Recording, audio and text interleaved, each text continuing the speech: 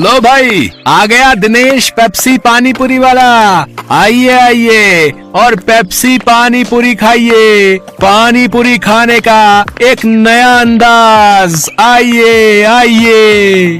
दिनेश जैसे ही बाजार में अपना ठेला लाते हुए आवाज लगा रहा होता है तो पहले से ही वहाँ खड़े पानी पूरी वाले उसका मजाक उड़ाते हैं।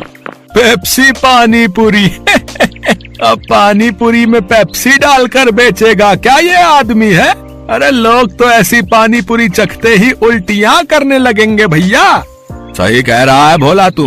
देखना तू 10 दिन भी नहीं टिकेगा यहाँ पे। सभी पानी पूरी वाले उसका मजाक उड़ा रहे थे, लेकिन ग्राहक उसकी तरफ हैरानी से देख रहे थे। अरे देख तो नेहा, कोई नया पानी पूरी वाला आया है। चल तो सही, इसकी पेप्सी वाली पानी पूरी चख कर आए, आखिर ये होती कैसी है। हाँ हाँ चल। अरे भैया जरा हमरे लिए एक एक प्लेट लगाना तो। वैसे कितने का एक प्लेट? जी सिर्फ 20 रुपए प्लेट। फिर जैसे ही काजल और नेहा उस पानी पूरी को अपने मुंह में रखती है, वो तो खुशी से पागल हो उठती है। अरे वाह वाह वाह वाह, इसका पेप्सी वाला पानी पूरी तो बड़ा ही कमाल का है रे। क्या स्वाद है, मजा ही आ गया। क्या लाजवाब मजेदार पानी पूरी है। अरे इसके आगे तो सबकी पानी पूरी फेल है। सुनो भाइयों बहनों, इस पेप्सी पानी पूरी वाले की पानी पूरी तो लाजवाब है। सब खाओ, दिल खोल कर खाओ, लेकिन भैया हमरे लिए पहले एक एक प्लेट और लगाओ। उन दोनों के इतना कहते ही दिनेश के ठेले के आसपास भीड़ लग जाती है। सभी उसकी पानी पूरी को चखने के लिए बेताब हो जाते हैं। भैया मेरे लिए जल्दी से एक प्लेट लगा दो भैया।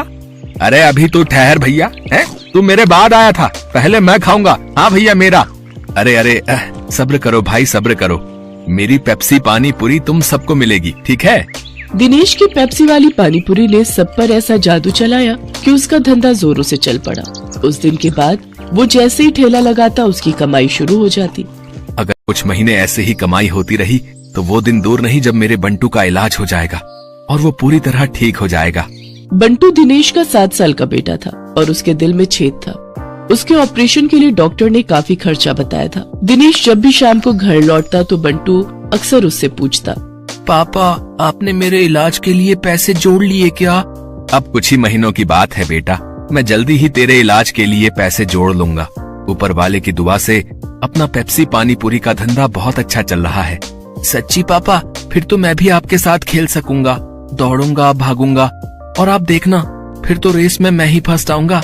दिनेश की बीवी संध्या जब भी अपने बेटे को ये कहते सुनती तो वो कहती, तू बिल्कुल भी परेशान मत हो बंटू, मैं रोज मंदिर जाकर तेरे ठीक होने के लिए भगवान से प्रार्थना करती हूँ। तू देखना भगवान तुझे बहुत जल्द ठीक कर देंगे।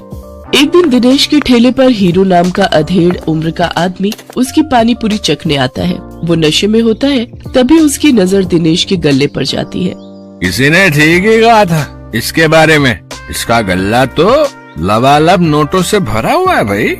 हीरू एक ठग, शराबी और जुआरी किस्म का आदमी था। उसका काम ही लोगों को ये सब बुरी लत लगाना था। दिनेश के भरे गले को देखने के बाद हीरू उससे कहता है, अरे सुना है कि तेरे बेटे को कोई बड़ी बीमारी है अभी, है? और उसके इलाज के लिए तुझे लाखों चाहिए? हाँ भाई सही सुना है, मुझे मेरे बेटे के इलाज के लिए कई सारे पैसों की जरूरत है। तो तुझे क्या लगता है इस ठेले से तू लाखों रुपए कम समय में कमा पाएगा? इसके लिए तो तुझे कई साल लग जाएंगे। हाँ लेकिन इसके अलावा मैं और कर भी क्या सकता हूँ भाई? देख इसमें मैं तेरी मदद कर सकता हूँ। अगर तुझे हफ्ते भर में ही 5 लाख रुपए कमाने हो तो मुझे आकर मिल लेना। ये रहा मेरा पता, ठीक है ना? अच्छा अब मैं चलता हूँ, ठीक है भाई? आखिर ऐसा कौन सा रास्ता है इसके पास जो ये मुझे एक हफ्ते में इतने पैसे कमा कर दे देगा? खैर मुझे क्या, मुझे तो बस अपने बेटे के इलाज के लिए पैसे से मतलब है। एक काम करता हूँ, एक बार जाकर इससे मिल ही लेता हूँ। यही सब सोचकर एक दिन दिनेश जाकर हीरू से मिलता है। हीरू उसे ऐसे सपने दिखाता है कि दिनेश ज्यादा पैसे कमाने के लालच में उनके साथ जुआ खेलने लग जाता है। कल मैंने 1000 रुपए लगाकर 2000 कमाए थे। ऐसा करता हूँ आज ठेले की सारी कमाई ही लगा देता हूँ, एक दिन में डबल कमाई हो जाएगी। धीरे धीरे दिनेश को जुए के साथ साथ शराब की लत भी लग जाती है। शराब की लत उसे ऐसी लगती है कि उसका अपने काम में मन ही नहीं लगता और वो ठेले पर खड़ा होकर भी शराब के नशे में डोलता रहता है। भैया एक प्लेट लगाना तो। अरे लगता है इस आदमी ने तो शराब पी रखी है। चलो चलो हमें नहीं खानी इसकी पानी पूरी, चलो दूसरी वाली पानी पूरी खाने चलते हैं। धीरे धीरे दिनेश के सभी ग्राहक कट जाते हैं और वो सभी दूसरे पानी पूरी वालों के पास जाकर पानी पूरी खाते हैं। ये देख भोला और राजू बहुत खुश होते हैं। देखा भोला, अपनी चाल कामयाब हो गई ना।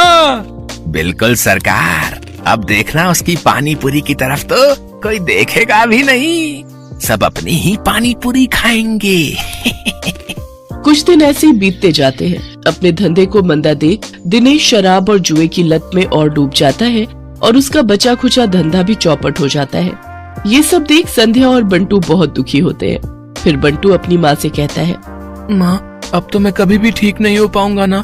पापा तो अब सारे पैसे शराब और जुए में ही उड़ा देते हैं। तू परेशान मत हो मेरे लाल, बस ऊपर वाले पर भरोसा रख, एक दिन सब कुछ ठीक हो जाएगा। सारा दिन नशे में धुत रहने और धंधा चौपट होने के कारण दिनेश के घर में खाने पीने के भी लाले पड़ जाते हैं। माँ, अब तो घर में खाने के लिए भी कुछ नहीं बचा। अब तो लगता है भूख से ही हम सब मर जाएंगे। ऐसा नहीं कहते मेरे बच्चे, सुख दुख तो जीवन का हिस्सा है। आज बुरा वक्त आया है, कल अच्छा वक्त भी आएगा। ऐसे ही कुछ समय और बीत जाता है। फिर एक दिन उस बाजार में एक आदमी आता है जो सबको पर्चे बांट रहा होता है। तभी वो दिनेश के ठेले पर आता है। अरे सुनो भाई, पेप्सी पानीपुरी वाले, हमारे सेठ मंगल राम चाट भंडार वाले की तरफ से एक प्रतियोगिता होने जा रही है, जिसमें सभी चाट वालों के बीच कंपटीशन होगा। जो भी इस प्रतियोगिता को जीतेगा उसे पूरे 5 लाख इनाम और साथ ही हमारे मशहूर मंगल राम चाट भंडार वाले बाजार में एक स्टॉल भी लगाने को मिलेगा। मंगल राम चाट भंडार बाजार, वहाँ तो बड़े बड़े लोग आते हैं चाट खाने के लिए। अरे तभी तो कह रहा हूँ, अगर जीत गए तो रोज की अच्छी खासी कमाई होगी और 5 लाख मिलेंगे वो अलग। मंगल राम चाट भंडार कोई ऐसी वैसी जगह नहीं थी, बल्कि शहर का फेमस चाट बाजार था, जहाँ शहर के बड़े बड़े लोग चाट खाने आते थे और कई टूरिस्ट भी वहाँ आते थे। उस बाजार में चाट लगाने वालों की अच्छी खासी कमाई होती थी। लेकिन ये सब बातें जानते हुए भी दिनेश उस प्रतियोगिता में कोई खास दिलचस्पी नहीं दिखाता। मंगल चाट भंडार है तो मुझे क्या, मैं जहाँ हूँ वहीं ठीक हूँ, मुझे इन सब से कोई फर्क नहीं पड़ता। उधर भोला और राजू उस कंपटीशन के बारे में सुनकर आपस में कहते हैं, सुन भोला, इस कंपटीशन को तू जीते या मैं, मुझे कोई फर्क नहीं पड़ता, बस कोई और नहीं जीतना चाहिए। हाँ भाई, बस एक उस दिनेश का ही डर था, लेकिन वो तो हमारी कृपा से फेल हो चुका है, तो अब हम दोनों के अलावा उस कंपटीशन को कोई जीत ही नहीं सकता। अगले दिन हीरो भोला और राजू से मिलने आता है। क्यों भाई, मान गए ना मुझे? आखिर मैंने शराब और जुए की लत लगाकर उस दिनेश के धंधे को चौपट कर ही दिया भैया है। तुम्हारे एक बार कहने से ही तुम्हारे दुश्मन को कैसे ढेर कर दिया मैंने। अगर वो ढेर नहीं होता तो हमारा धंधा आबाद कैसे होता भाई? उसकी पेप्सी पानीपुरी ने तो हम लोगों का धंधा ही चौपट कर दिया था भाई। तभी उनकी ये सारी बातें दिनेश सुन लेता है और अपने किए पर उसको बहुत पछतावा होता है। मैं भी कितना बेवकूफ था जो इन पाखंडियों के झांसे में फंस गया और बर्बाद हो गया, लेकिन अभी भी कुछ नहीं बिगड़ा है। मैं इन सबको मजा चखाऊंगा, मैं इस प्रतियोगिता में हिस्सा जरूर लूंगा। यही बात मन में ठाने दिनेश उस चाट प्रतियोगिता में हिस्सा लेता है और अपनी पेप्सी वाली पानीपुरी की रेसिपी से इस कॉन्टेस्ट को जीत लेता है, जिससे उसे 5 लाख का इनाम मिल जाता है। साथ ही मंगल चाट भंडार में स्टॉल लगाने के लिए जगह भी। इनाम से मिले पैसों से वो अपने बेटे का इलाज करवाता है। बंटू पूरी तरह से ठीक हो जाता है और वो भी दूसरे बच्चों की तरह खेल कूद करने लगता है। दिनेश की पेप्सी पानीपुरी अब मंगल राम चाट भंडार की जान बन गई थी। उस बाजार में जो भी ग्राहक आता वो उसकी पानीपुरी चखे बिना वापस नहीं जाता। उसकी तरक्की देख राजू, भोला और हीरो को अपनी करनी पर बड़ा पछतावा होता है।